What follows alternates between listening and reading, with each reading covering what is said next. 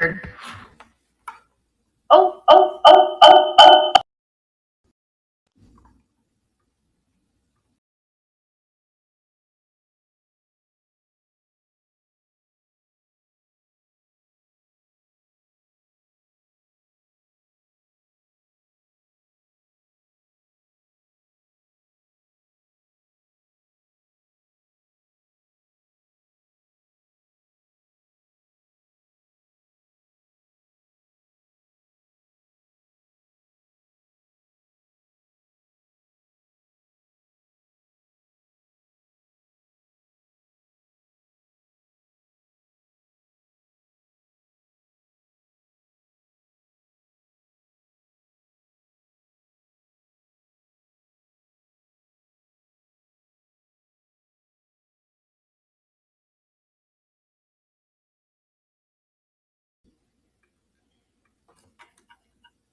Oh, they can hear us. That's me, you guys. Sorry. That echo. No, it's not. That's just Michael's.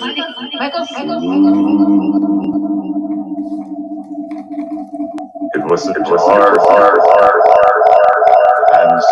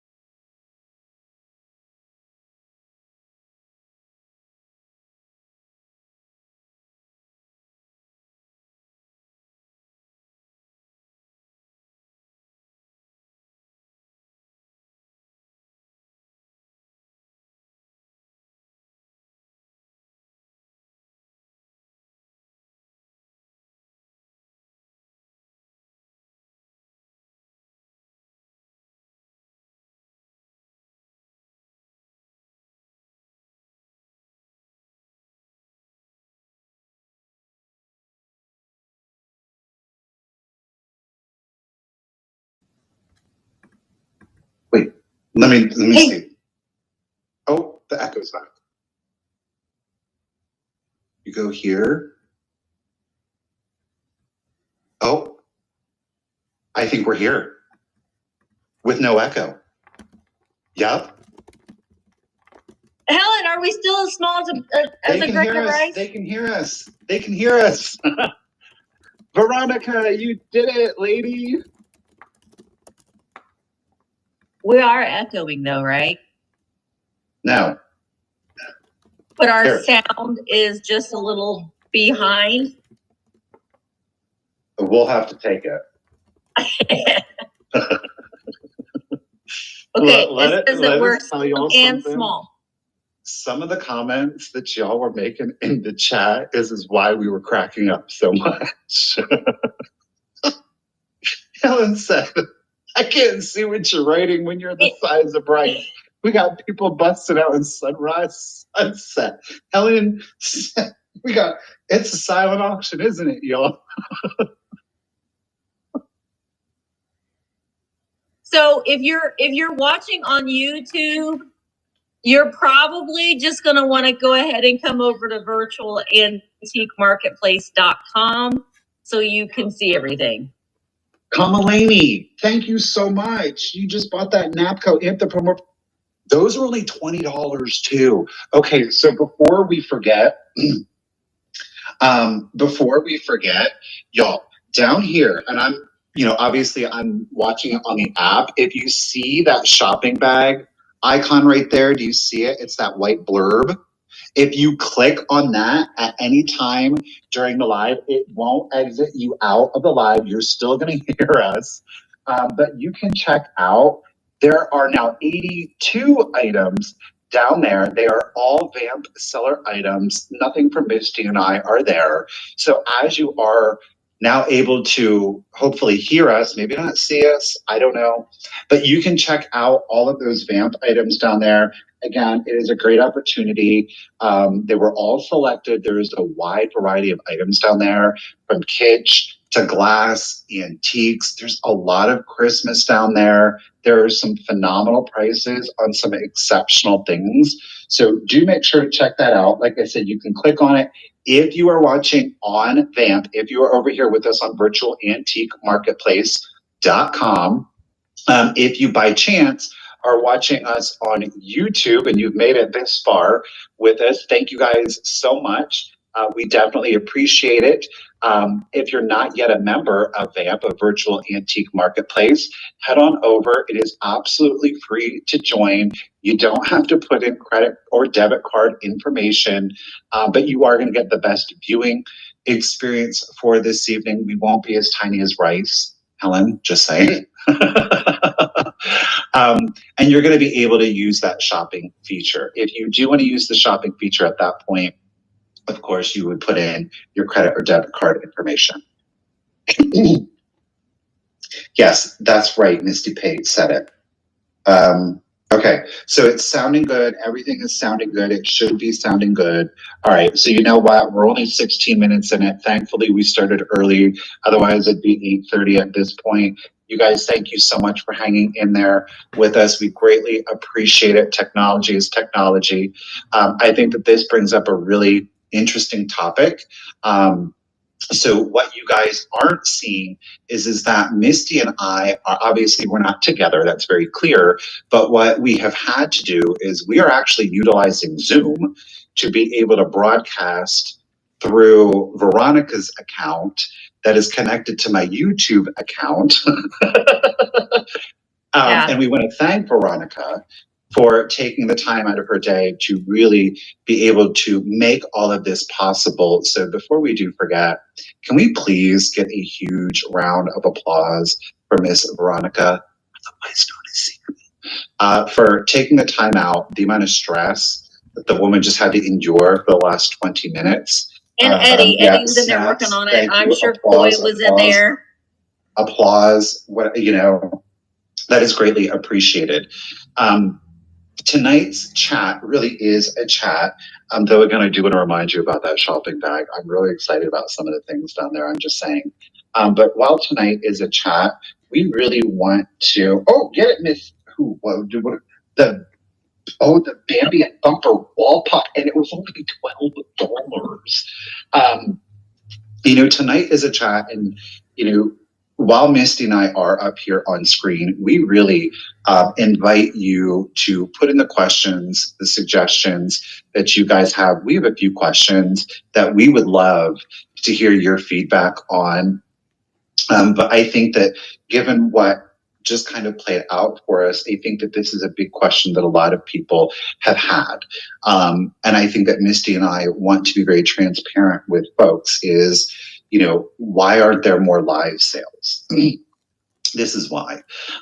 Because at the end of the day, we are having to, for those people that would have an Apple product, they would be able to go on and stream their live sale without the assistance of like Veronica.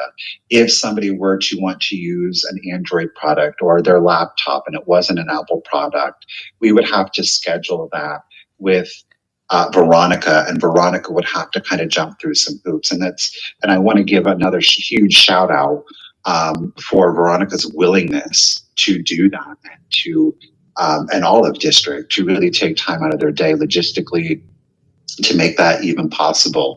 But it could be difficult if multiple people want to go live, and then we're having to pick and choose as to who can go live, when they can go live, because it's not just contingent on the availability of that individual. So I'm glad what happened. I think that it's a really interesting talking point and an opportunity for us to maybe address a question that I think a lot of people have had. And this is just an example of why it could happen. It probably didn't happen. Well, I think we had some audio issues initially when I did it. But again, it's just the name of the game. And we really, I was not an Apple fan. And there's those. Either. So again, thank you all for being here. Ooh, go ahead, Miss Metal Girl. She bought the Amberina Carnival Bowl. So Michael Tuesday was asking what was the criteria for choosing the items tonight? What was the criteria for? Ooh, Fatbird, what did you get in on? I swear to you, when I added that into the basket, I literally sang Home Co. Put it in your home. I did. Put it in your home. I planted that seed. So there was Mary Beth put something really freaking awesome in her home. I saw she got a really cool mid-century modern hutch that I've been seeking for. It was pretty amazing. So yay for that. But so far as, there was no criteria. So far as what was selected, I literally was going through like I would at any antique mall, and the things that just spoke to me were the items that got put into the shopping cart. There are things that I saw that I felt like, even as a reseller, I was like, oh my gosh, I could buy that right now. And I feel like I could resell it. So I put those items into the cart because some of the Vamp sellers have got phenomenal. They've got a great eye, and they're able to, extend significant savings onto you guys. So that's why those items popped into the cart. Yay! Oh, the marbles. I loved those marbles, and they were new in packaging too. I know. I love this. This. I don't know, Veronica. Can you bring on stage the blue Empoli circus tent? Man, that was a lot. How much was that? $40? $40. $40. And the shape of it is amazing. It's has a very different shape to it. Good for you. It's called, let me see. It's the vintage MCM. It's blue Empoli circus tent. There it is. Did she get it? Yeah. Yep, she got it. $40 for this. You know what? I had one that was really similar, and I sold it for $120. These things usually go at a bare at like $80 to $90. I mean, like I said, there are some phenomenal deals down there this evening. So it's really, really beautiful. Oh, I wanted to say too that there are, oh, good Pammy Whammy. I know. Whammy, get it, girl. I'm like thinking like that because, you know, right now we're like Christmas, but like if you're buying the blues, listen, I have been like hoarding a whole shelf full of blues and clear and white glass to do for January to kind of bring out in January. But I wanted to tell you guys too that there are a lot. We've been really kind of trying to encourage some of the vendors on Vamp to try out some multi-day auctions. I have some things listed as multi-day auctions that are actually ending around 10 o'clock tonight. So go in there, check those out. You can do your bidding. And then you'll get notified if you've been outbid, so you'll get those notifications. So check out the multi-day auctions. You might be able to snag something for a really good price because, you know, a lot of people aren't necessarily looking at them. We do have them at the very, very top of the homepage on Marketplace, so you can kind of see them. But I've noticed there's a lot of people that have been putting some really nice things in the buy it now or in the multi-day auction. So go check that out. There is an aluminum Christmas tree that's in as it's up for auction. I'm not sure when it's going to be ending. I think it's tonight. Is it tonight? A lot of them do end tonight. Yes. Yeah, a lot of them end tonight. So go in and try it out.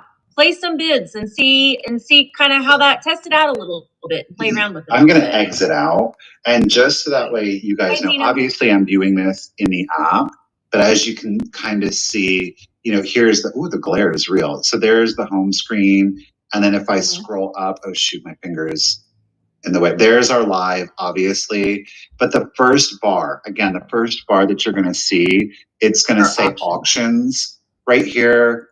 So you can see the Santa mug with the mushrooms in it. Stop it. That's too cute. There's so you can scroll through those. Too. Dude, I'm like, boom. There's a 7 foot. 7 foot. Aluminum that means Christmas you don't tree. have to put it on a table.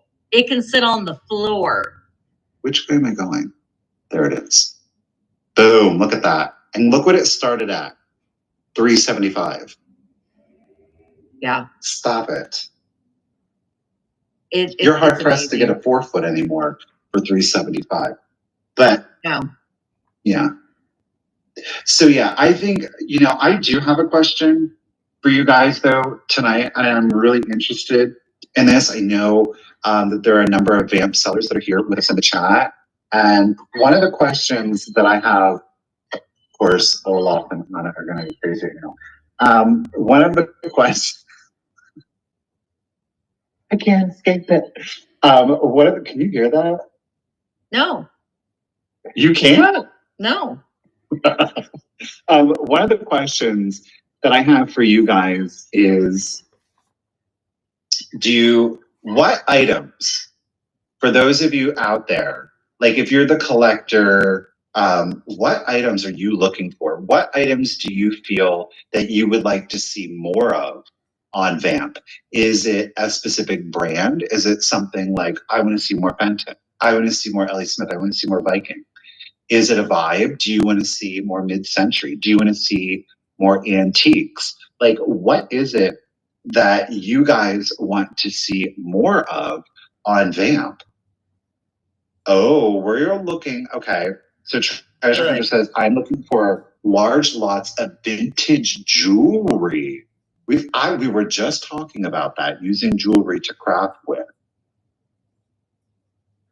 Pottery. We're looking for pottery. Hey, I got more some pottery. Antiques, smalls, Oriental, Asian pairs, male and female from the 40s or 50s. Victoria is digging the Pilgrim glass. Oh, okay. See, these are all great. Smalls, weirdness. Yes, Lamar. Yes. I love that too. Okay, you're looking for vintage Christmas like Mercury beads. I'm going to be listing some, probably a few of them tomorrow. Art So Deco. I do have a little stash of fudge. Nan wants some fudge. Tanala, okay. Scandinavian. Of course Kim wants the Scandinavian items. She loves those. So there's this some is Mercury really glass good. picks actually right now in the shopping bag. I know that. Mm-hmm. Oh yeah, yeah. Mercury glass picks. I love this Relco Pixie and the My Little Pony, the Christmas My Little Pony. You know, I had to. I knew, and yeah, I'm just like looking at some things. So there's a Tanala vase and there's Tanala owls in the shopping cart right now, or actually that are listed on Virtual Antique Marketplace. And did you know that you can go into and use the little search and type in something that you're looking for, and it will come up. It'll pop up those items.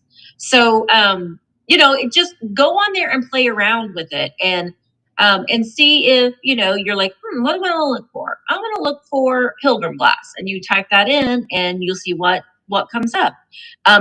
Zeno, we cannot ship furniture, but mid-century barware, there is a category for barware. I have been going in and I can go in and change what you see on the homepage. So every week I'm going to kind of change what is showing up just to kind of make it look a little bit fresh and new. When you have an antique booth, you're always trying to move things around and, making it fresh and new and that sort of thing. So that's something that Michael and I are going to kind of do on the back end to just kind of rotate what shows up on the homepage. But it is a really good there is a good option where you can go in there and do the little search, and you can look for specific things in there, which is really, really pretty neat.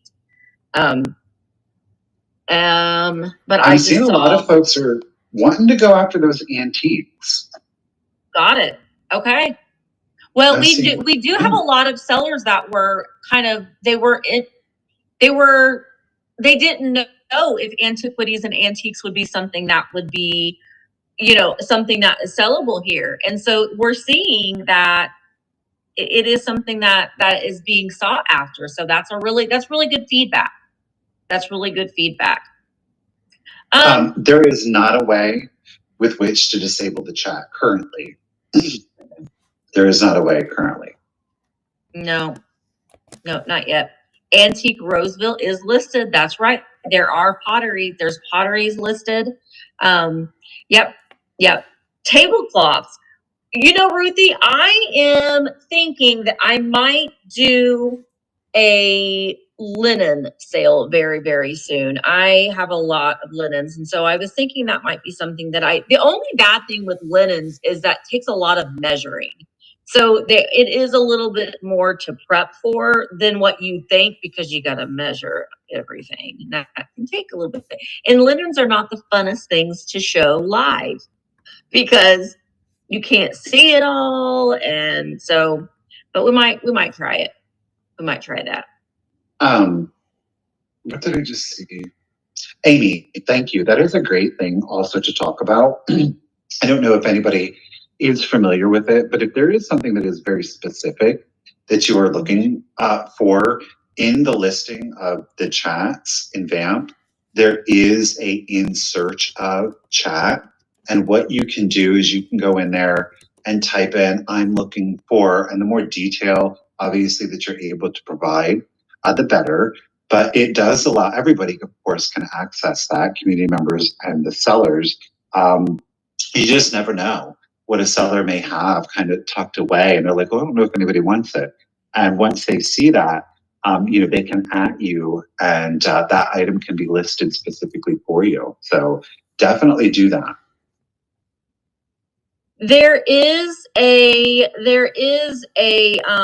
homemade section. Yes, that is something that we've newly added on for Virtual Antique Marketplace.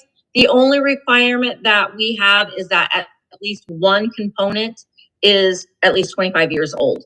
So it could be an assemblage, it could be, any things that are made out of vintage jewelry and those sorts of things, but just one of those components have to at least be 25 years old. That's the only criteria. And that's really exciting. Because you talk about having things that are unique. I mean, to be able to have that on Vamp is really exciting, especially for somebody like me, like Anamra Amy, Miss Pamela.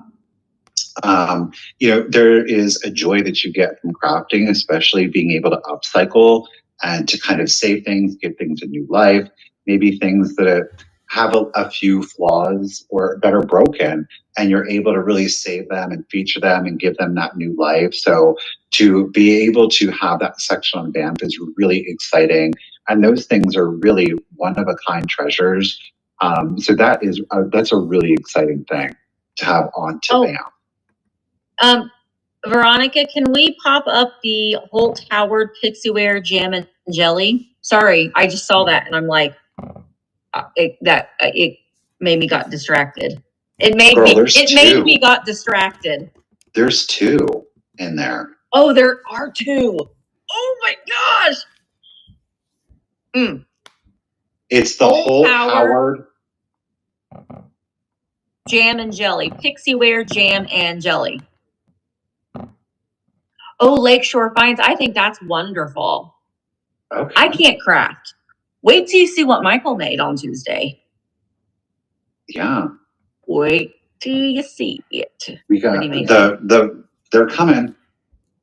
The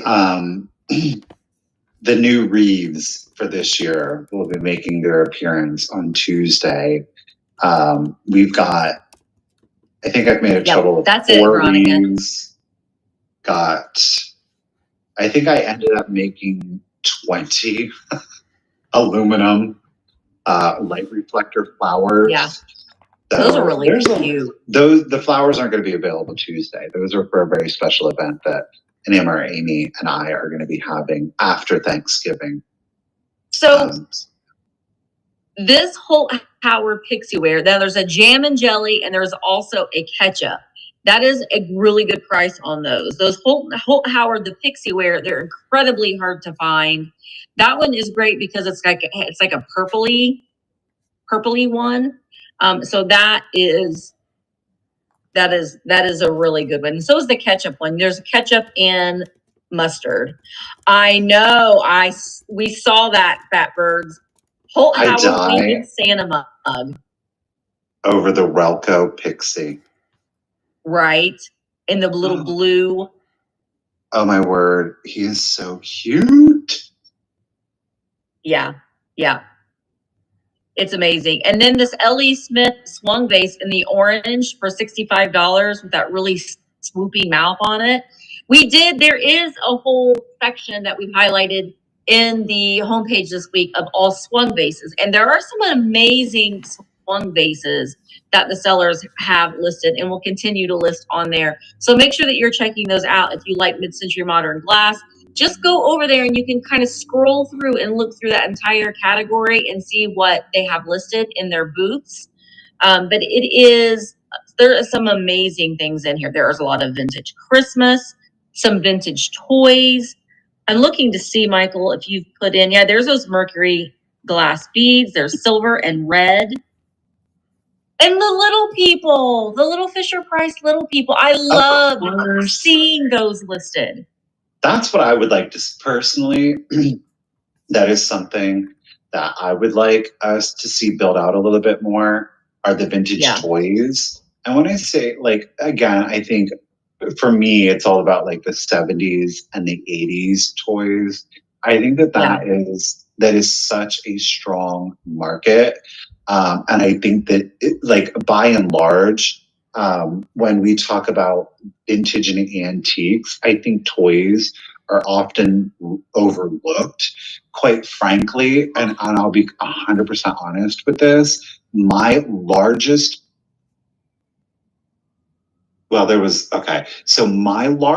sales have been vintage toys.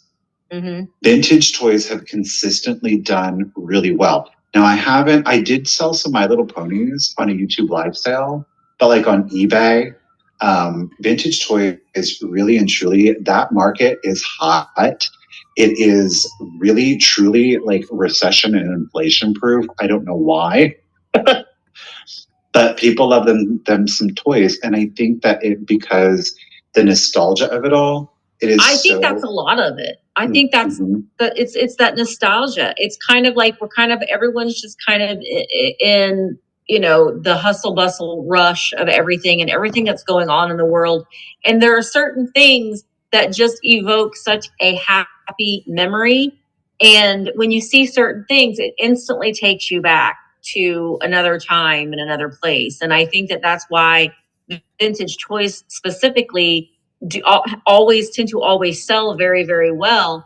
And it kind of goes within, generational gaps. Like right now, toys from the 60s, 70s, and 80s are really popular. I mean, the 90s toys are kind of inching their way in there too. But I mean, it's just very, it's very a nostalgic thing. And I'm seeing a lot of people, and I think it's been trending a lot too. And I've seen it on Instagram and Pinterest.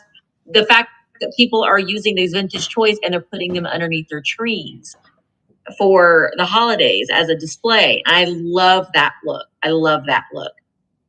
So Zena wants to know which toys were your top sellers, Michael?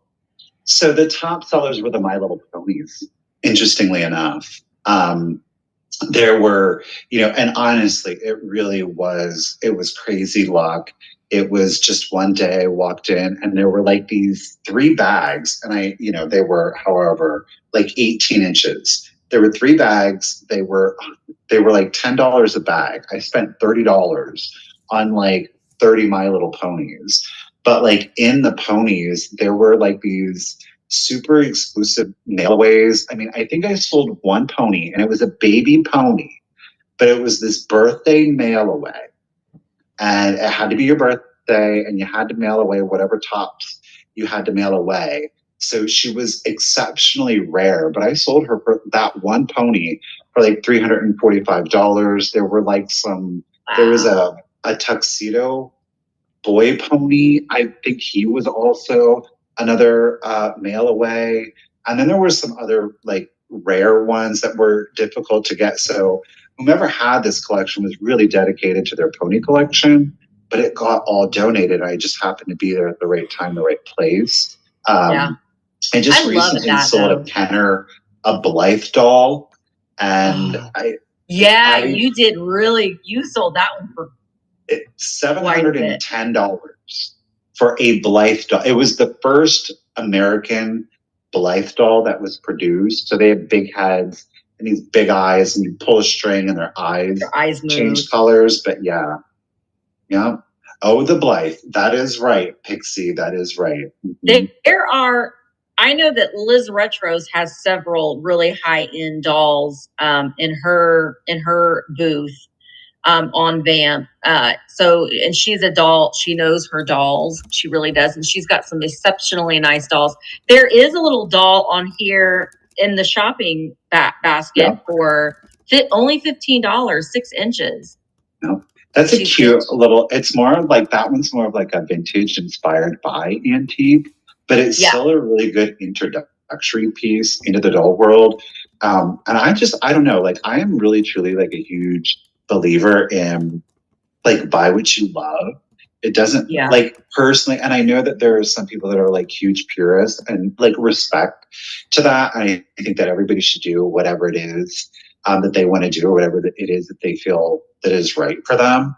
And I think that like a lot of times like reproductions, especially like in the doll world, that could be frowned upon, but you can find some absolutely beautiful dolls that are still going to give you the look and the love, the aesthetic of it all. And you don't literally have to spend thousands of dollars to get something that you love. Yeah, but if you see a doll that's marked France, buy it. I'm still on the hunt for one. Yes. Buy it. I mean, thousands of dollars. And honestly, sometimes when you see them, you think that they're like trash. I mean, you if they have a leather body, buy it. I think a lot of people overlook dolls because they're creepy and they're scary. They don't want to touch them, and they don't think anybody else would really, really want them. But if you really go in and kind of do a deep dive on some of these dolls, the Brew dolls. Yeah. Thousands. thousands of dollars. And people have found them time and time again in a flea market, at a garage sale, in someone's basement, you know. So you hear about these stories a lot, you know, people finding these kind of really amazing pieces. So that's kind of that's kind of what gets you hooked on, being really into vintage and buying and selling and collecting in general, because you're finding like that needle in a haystack sort of thing. And sometimes for our own personal collections, that we may be looking for specific things. Like, I'm looking for the little Viking candy dishes, the mini ones. I need a mini red one, but I would like to find it on my own. I mean, I could go on eBay and find it if I wanted to, but it kind of takes a little bit of the fun out of it when you want to find it yourself, kind of thing. Hi, LaDonna. I mean, if I can find one cheap enough on eBay, I would do it in a heartbeat. In a heartbeat, I would do it. You know. Yeah. But I think that you go ahead. I'm sorry. No, I was just saying it really, to me, it's really interesting to see what you all have to say about the things that you're looking for, because honestly, sometimes I think that we get so caught up in our head. Like, I know that I tend to strictly buy things that I myself like, because I know that I will take me forever to list them if I don't get excited about them. But I also have a lot of things, and hearing people wanting the pottery, I brought pottery pieces to live sales, and they've not done that great. So it's really interesting. So maybe I'll list some of these primitive pottery pieces on Vamp, and we'll see what happens with that. That's kind of the cool thing about a new platforming, selling on a different platform. And honestly, every time I have a live sale on Thursdays, and every single time I'm printing off slips from people that have never been to my live sales before. So that's I don't know, it's really, really cool. It's really, really interesting to see. So we're really, really excited about that. So yeah. And I think that's kind of, it's really interesting. Bessie is saying pottery is long tail items. And I think that a lot of it really is dictated by the kind of pottery. I think that, Roseville I'm going to use Roseville as a really interesting example, because in my experience, it depends on the pattern, and it depends on the colors that were used in it. And then it also depends on the sculpt. It also depends on the condition of it. There are so many factors, I think, that go into certain pieces. Pottery, if I'm just going to lump them all in together, is one of those things. There are, in my experience, like Van Briggle. Van Briggle is, it's one of the more well-known names. But in my experience, while I've sold it, it hasn't performed as well as other pottery companies. Weller is a really good example of it. And again, I think that it really has to be, it's about the aesthetics of the piece. I think that, like, if you look at like more primitive kind of pottery, I think that there is definitely a market for it. But I think that if you're selling it to, if you will, and I'm going to do my quotes here, if you're selling it to a general audience and you really can't gauge like people's individual desires or their individual collections, you really have to purchase things on the aesthetic value of them. Because if you're looking at a piece and you're seeing it and you're like, your eye is caught by it and you're like, whoa, that's beautiful, I don't really know what it is. But that aesthetic value is really strong. It's so strong that you don't know what it is, but yet it's speaking to you. Those are the items that I go for. Because, and again, I go back to it. It's like, you could have like this super bougie high-end item and it's from Tiffany's, right? But it's like super plain and it doesn't really have strong aesthetic value. It doesn't evoke any kind of thought or emotion, imagination to the piece. But then you have this piece that's from Japan and it's just, oh my gosh, the colors are great. And it's weird. It's so cute. And it evokes an emotion in you. That piece that is doing that, that's what's desirable I have found in my experience, it's not a name, it's not a brand. It can help, but that's not a shoe-in. You know, it's the things that, again, if they're exciting you in some way, I think that's what it excites other people though too. Like it's universal, you know. Well, and I like utilitarian pieces. Like I like ironstone. You know, this is that is on my dining room table. So I like ironstone. I like all the crazing in it. I like that it is very universal. I can put different florals in it and it goes with any season. So I myself will look for ironstone pieces, but I like pieces that have crazing, that are discolored, that have that look that they have had history and that they've been used and someone's used it as their water pitcher for years and years and years and years. That's what I like. But some people would look at that and be like, no, it needs to be pristine.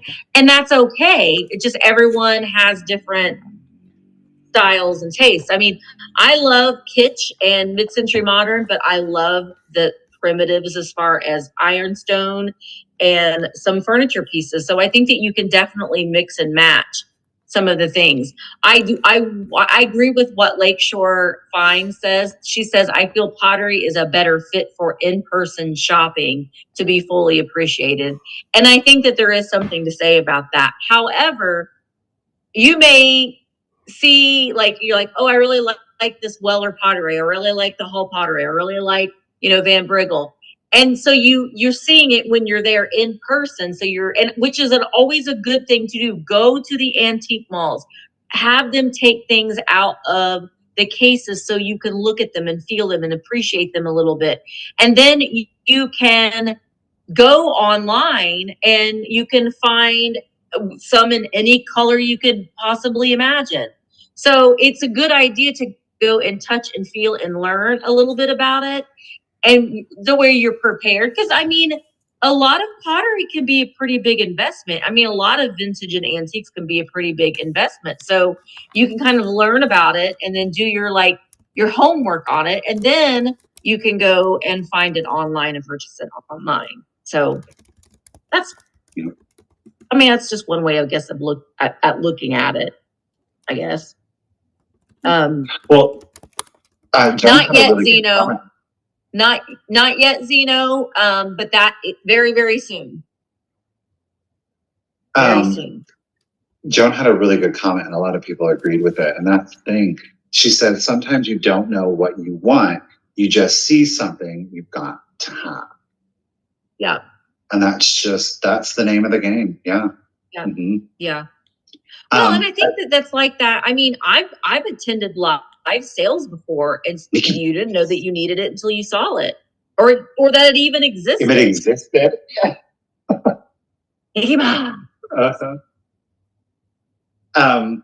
What was it? Do vintage children's books do well?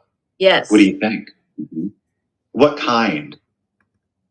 From the 30s and 40s. I mean, a lot of certain illustrators will do a little bit better. Just looking at the graphics on the inside, and honestly, I mean, the condition does matter, but I think that we've all have found books for resale, or that we purchased them for ourselves, that the condition was a little lacking, but we fell in love with the illustration so much that didn't matter to us. I think that's kind of another area where you can kind of get into a little bit of a deep dive if you're looking at, oh, it's just a book. But then when you find out either the story of the author and what their history was, I love the illustration, so I tend to lean towards the illustrator, specifically women illustrators in the 1920s, 30s, and 40s, because it was kind of a man's world, and that these ladies really made something. I like a lot of female potters too, like the Florence Ceramics and the Van Telligen and all of those potters in the 1950s that went out on their own and started these businesses. So I think that you can there are many different reasons that can make you fall in love with a children's book. Some of it is that nostalgia that we talked about earlier.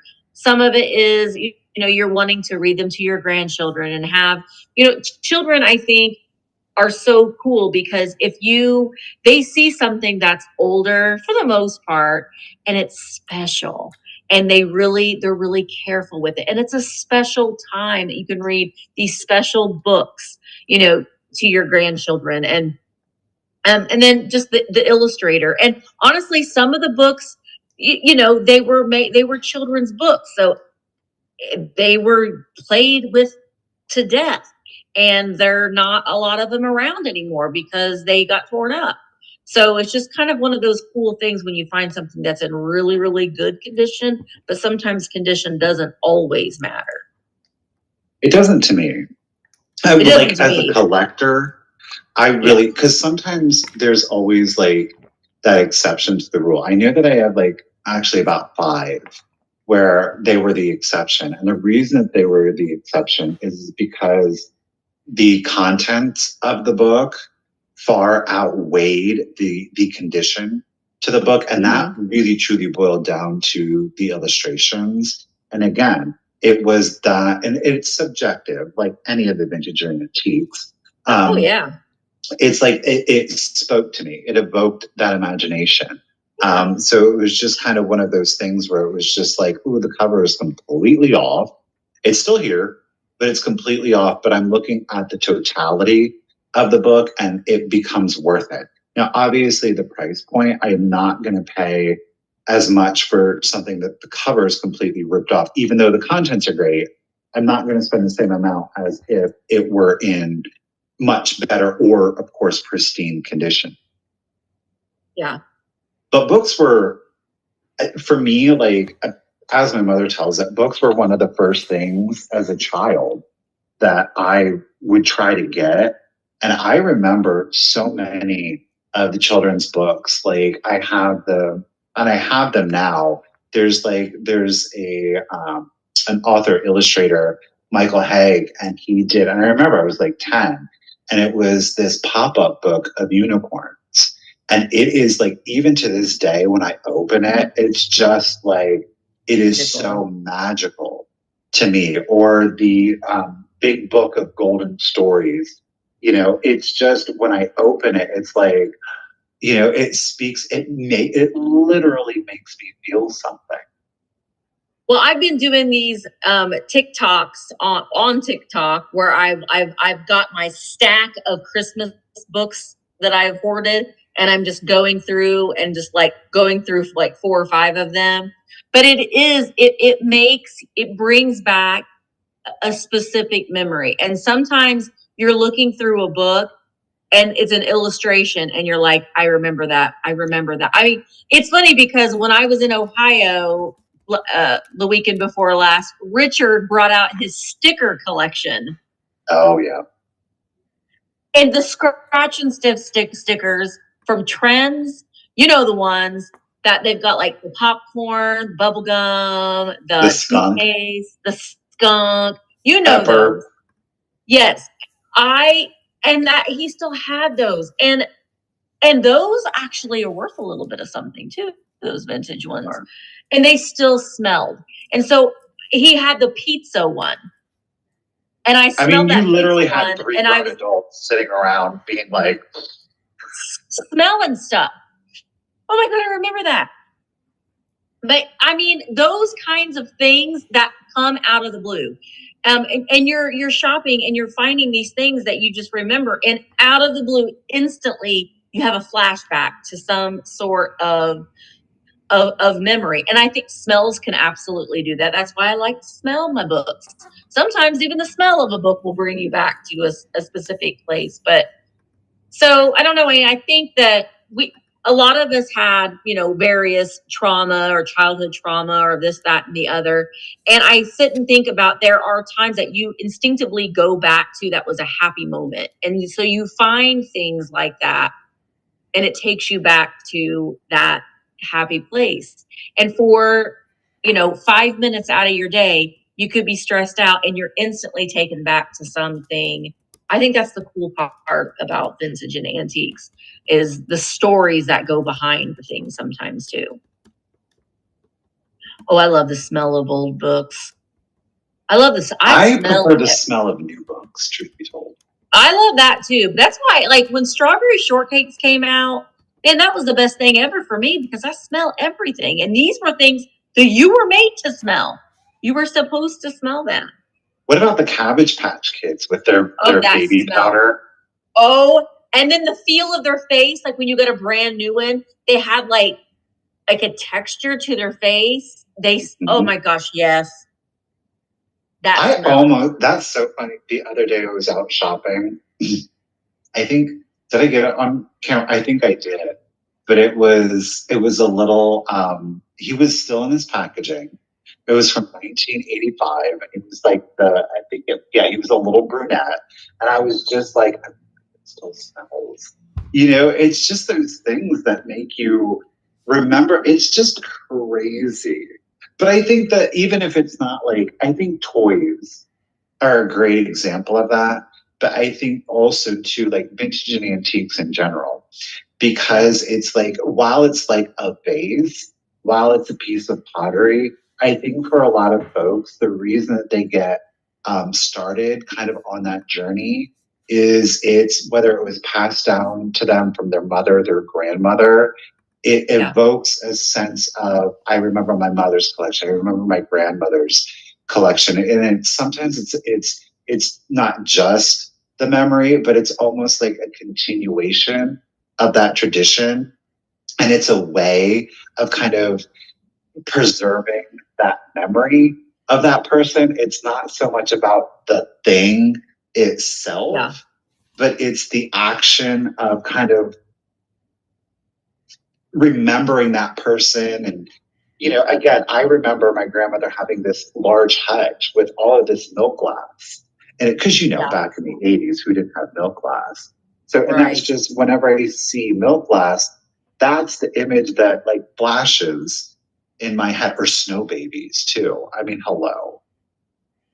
Yes. Precious pummels. Snow babies. So take a look at the shopping cart. Michael has hand selected some items that when he was going through virtual antique marketplace, kind of things that were, as you're naturally walking through an antique mall, things that kind of, caught his eye. The Fisher Price Little People. There is a clown in there. I tell you what, I looked at, she also has, they're not in the shopping cart right now, but she also has the Sesame Street ones. And I need to go and make sure that I don't have Sherlock Hemlock, because Sherlock Hemlock is one of the people, and I might need Sherlock Hemlock. So I'll have to what? Sure. She does? Yeah. Because I have the whole Sesame Street brownstone set. I'm pretty sure, but I think that I have all the pieces that went with it. But I think that you could have gotten additional people that didn't come with the original. Oh, Rebel set. Junk has the set of 6. Yeah. For $19.99. Yeah. Sherlock Hemlock. You see him there? I do. Snuffleupagus. I think that's if you find if you ever find an orange Grover, it was a boo-boo. And there are some of them out there. But if you find an orange Grover, they sell for I want to say close to $1,000. It was a boo-boo orange Grover. Did you buy it? You bought it. Sherlock, but I have the complete set. Whatever.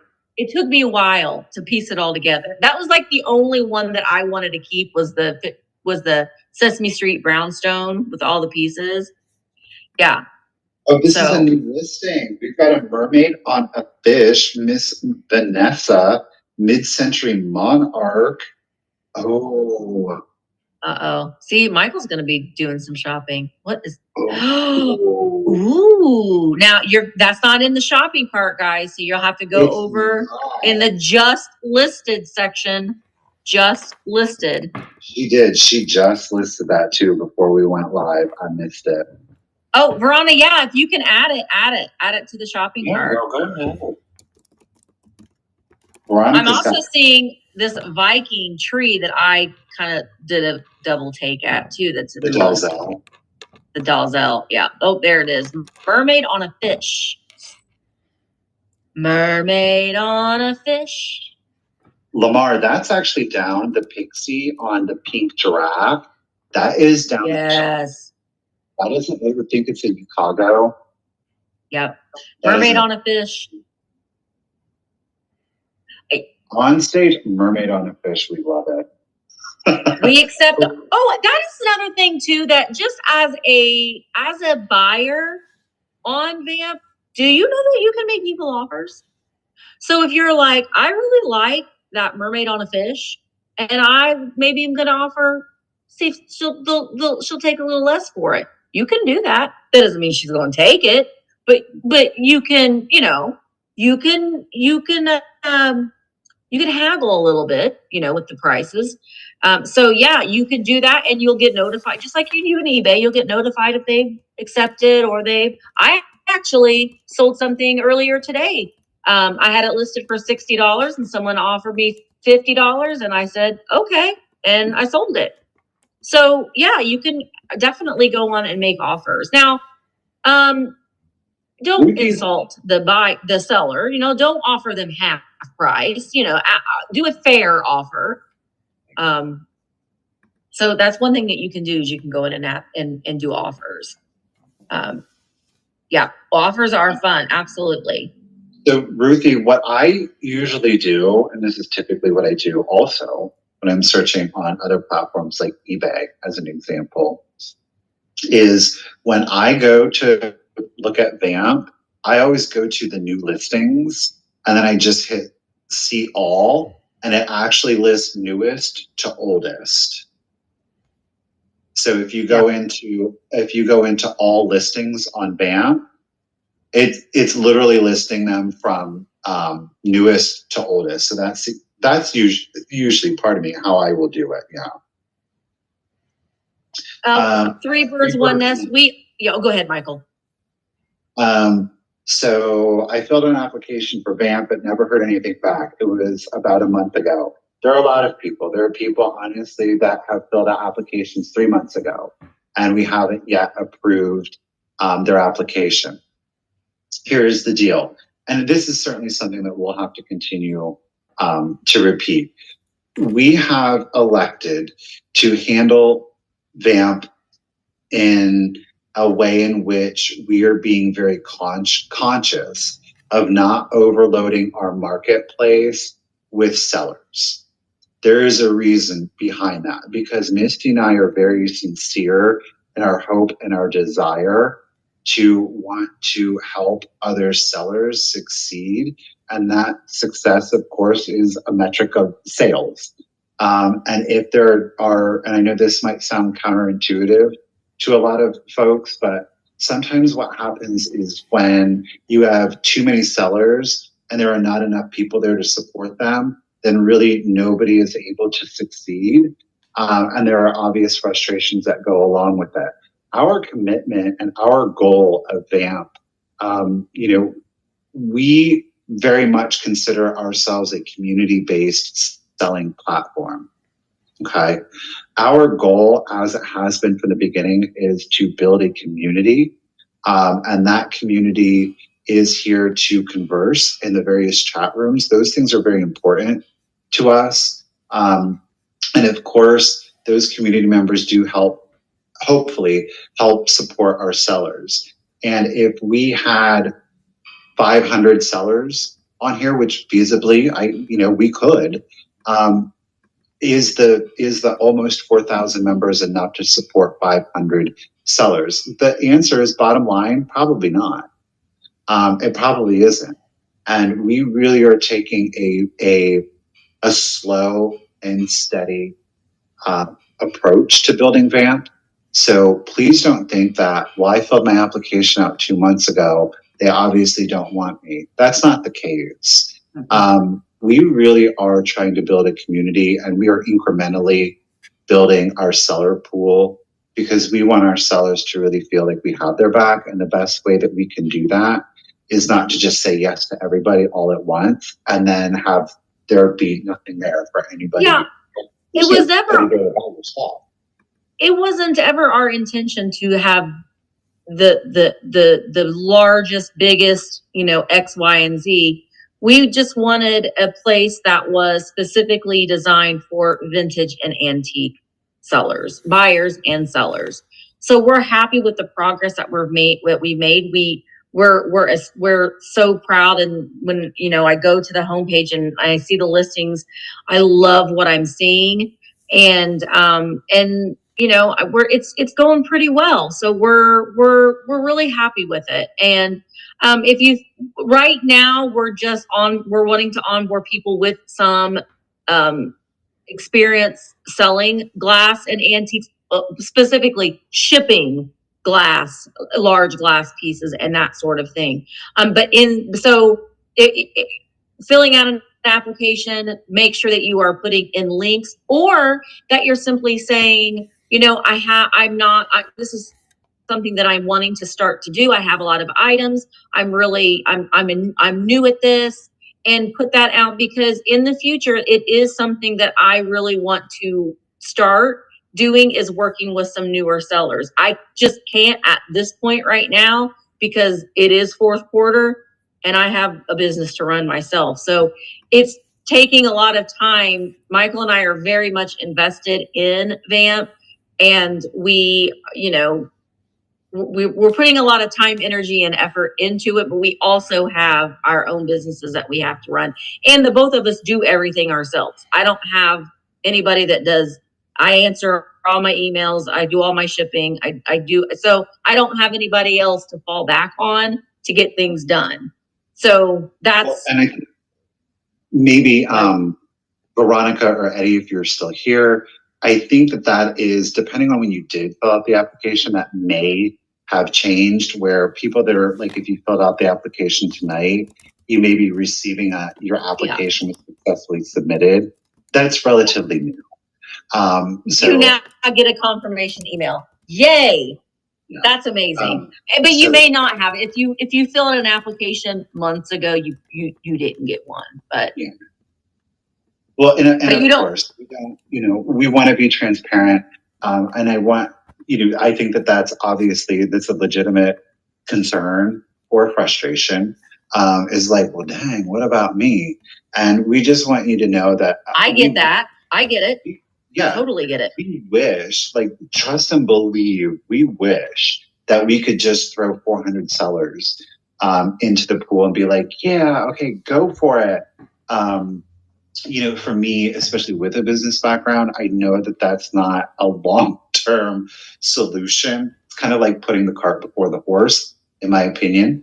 And again, I will reemphasize, we are taking a concerted effort to ensure that we are not, our focus isn't just about getting more. It really is, we are trying to create something, and we really want to create something not just in the here and now, but in the long term. We want Vamp to stay around. And in order to do that, we really think that it's incredibly important that we build a solid foundation. Not to say that things can't be changed, of course, in the future, but without a solid foundation, I would question the long-term feasibility of it. But keeping that in mind, we are onboarding 60 sellers. Right now, we're doing 60 sellers a month. So, and we're keeping track of the numbers. We're keeping track of the percentages, and that sort of thing is really important to us. So, Michael likes a good chart and graph, and we're looking at charts and graphs and seeing what's working, and it is working. So we're thrilled with it. And,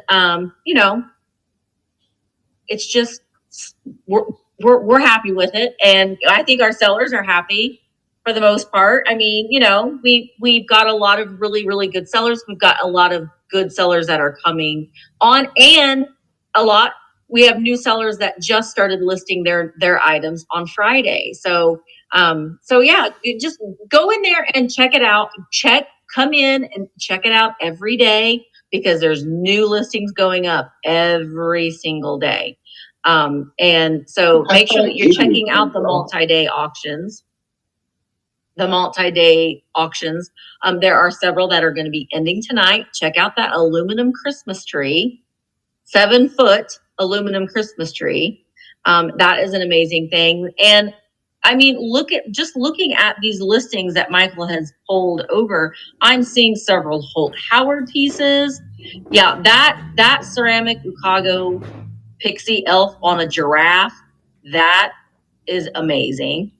Oh, those Florentine cameo vase, the pair of Florentine cameo vase, those are gorgeous. That would be so pretty on a mantelpiece. Those on each end. I'm just like, there's a Mini Fiore. It's the Murano 4-leaf clover glass pillbox. I think that is absolutely beautiful, and it's $24. Now there is a chip on the lid.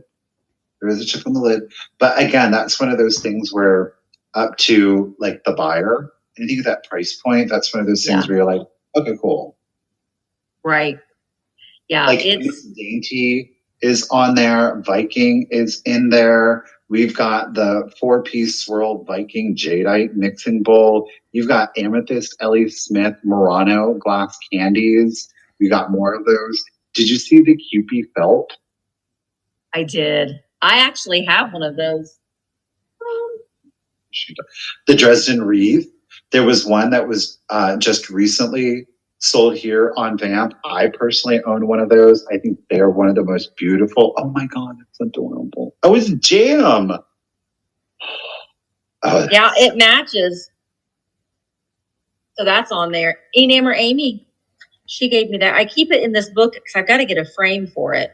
But I have the Kewpie primer by Rose O'Neill. So I keep it in there. I need to get a frame for it. But that is in there. That's being listed. The porcelain, the red pixie elf for $28. That is the Dresden wreath. I sold one of those and I didn't, and I bought it. I don't remember. And then I didn't even know what it was. And then I discovered what it was. And I was like, that's worth that much? But yes, they are those Dresden wreaths. That is, I leave that up year round because if you're not familiar with it, like there's something on those wreaths that like it literally is meant to be left up year round. It's got Christmas, it's got Halloween, it's got fall, it's got the Easter Bunny. Like it's literally meant for you to be able to use year round. 4 minutes left on Mushy Santa. 4 minutes left on that multi-day auction. Yeah, I think the Dresden wreath, truthfully, is probably one of my favorite things that I added. Of course, the antique German glass ornaments. So the collection of 5 at $150, which is pretty gosh darn good. Ooh, the frosted lucite sculpture of a woman. Mm-hmm. Oh, what was that? I forget. I always forget their name. Those lucite black striped animals. Who is that maker? I always forget. Bet you I can't find it now. The lucite black stripe animals. Yeah, it's lucite, and then it's got like a black pinstripe. A lot of like cats. Do you remember Tina got one when we did the Dirty Santa? Oh yeah. Oh, the Palatnik. I can never remember who it's by. Palatnik. Oh, they're there. Everybody knows.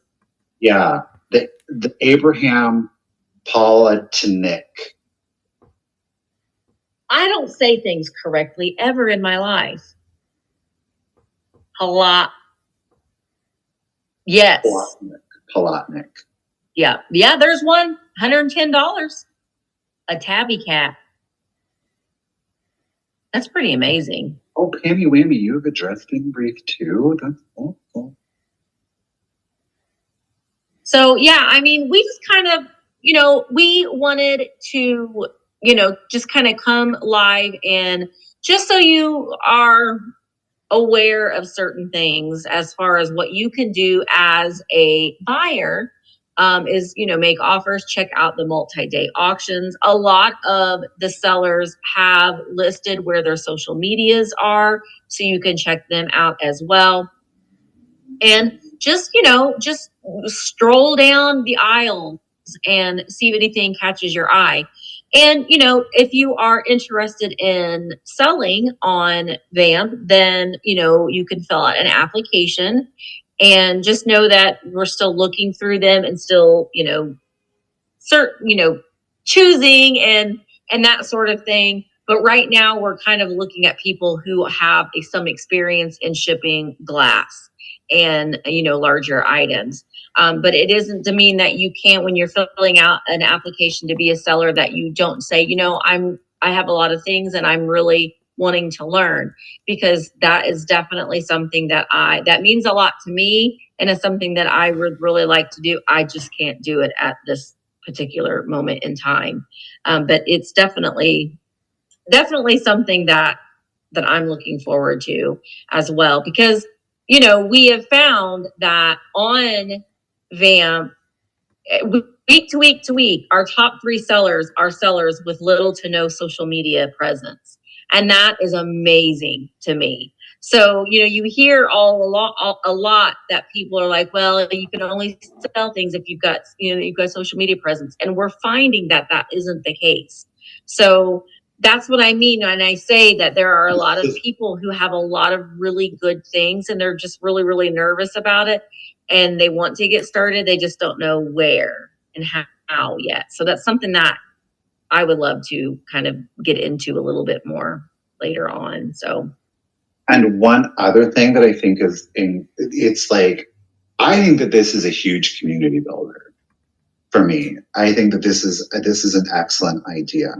I don't know if you guys know this or not, but every single member on Vamp, you do not have to be a seller. Even if you're just a member, you're here as a community member, you're here as a collector. Did you know that you can create your own referral link? Seriously. So if let's say I need somebody who's done, let's use Ruthie. Ruthie girl. You're not selling here on Vamp, but Ruthie can go in, as can you, and create your own referral link. And if somebody joins Vamp and makes a purchase, okay, once that item is delivered, well, if somebody clicks on Ruthie's link, they're going to get a $5 credit to use on Vamp.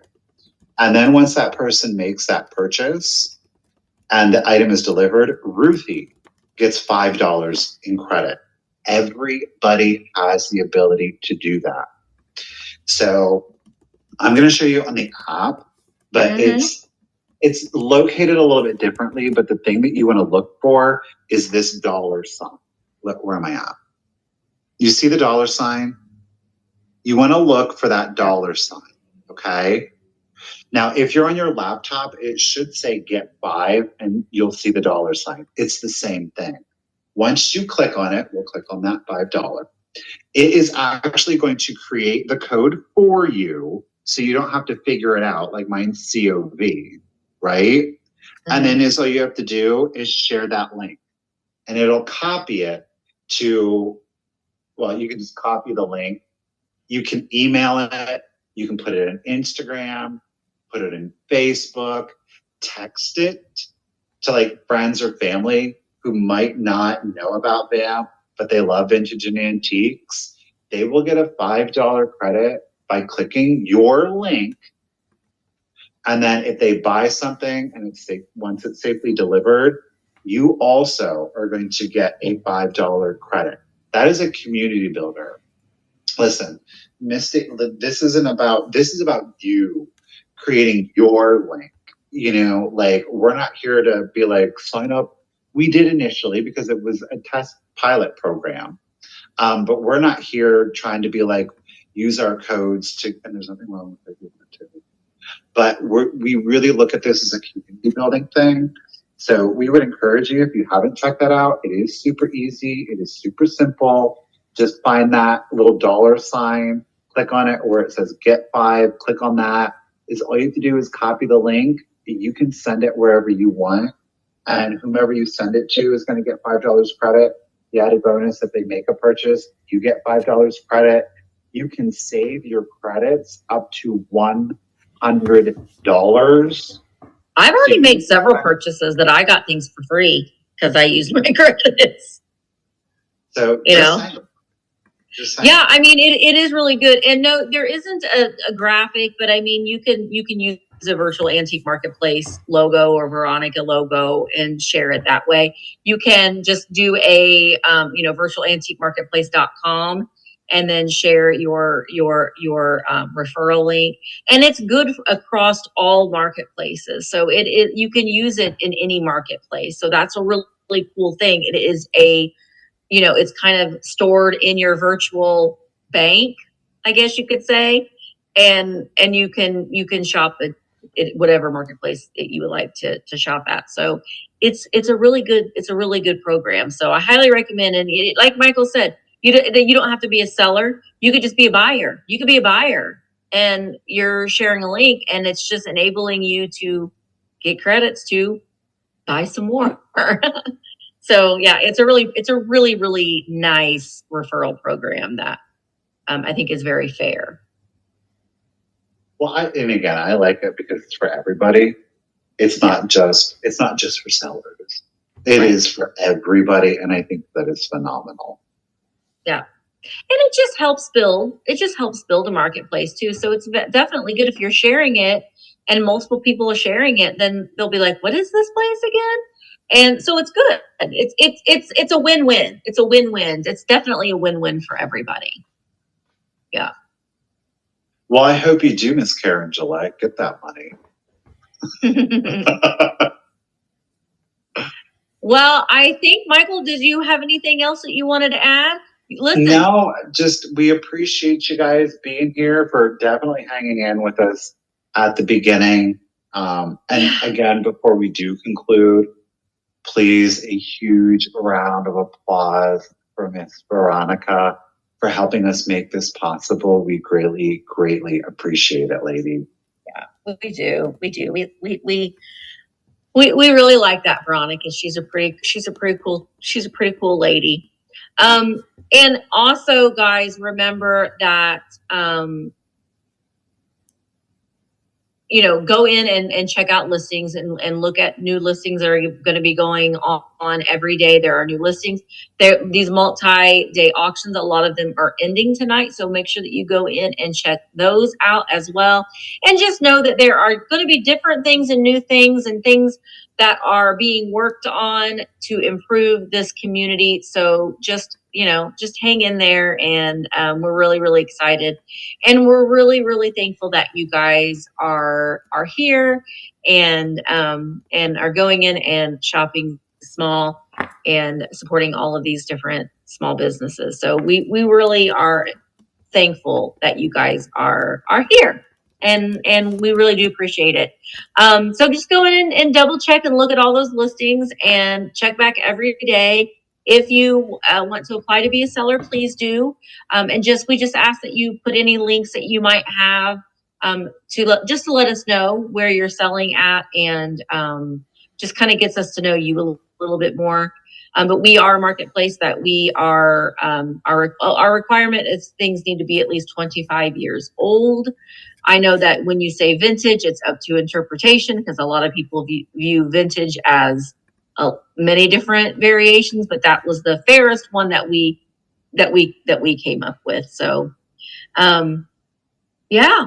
Michael and I will be live Tuesday at 1:00 on my channel. I am not having a advance sale this week because of the holiday, which happy Thanksgiving. I hope that you guys all have a restful and happy Thanksgiving. Eat really good, spend time with the people that you love, and kind of turn things off for a while. That's what I'm going to do. Same. Yeah, thank you guys. And if you're in Canada, you already had your Thanksgiving. So now it's our turn. But we're still thankful for you, Canada. You know I am. For your snacks, especially. For all the snacks from Canada. So, guys, we really do appreciate it. And thank you so much to Veronica for being here and helping us. And I guess that's it, right? Nighty night, friends. Go shopping. Go shopping. Do it up. Do it up. All right. Do it up. And just bye, guys. To keep in mind, Misty Pay, it doesn't end immediately. So you just have to be aware of that. Oh,